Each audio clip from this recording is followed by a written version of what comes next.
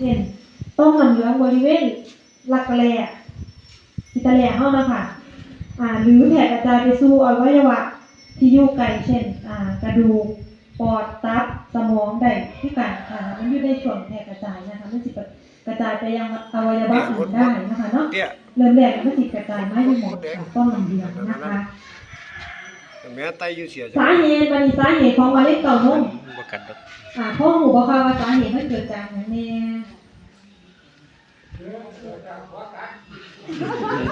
ว่ากัดที่ว่าเป็นแผลสิเป็นแผลเป็นเวลานานบอกให้ก็เลยอะไรเกิดมะเร็งเต้านม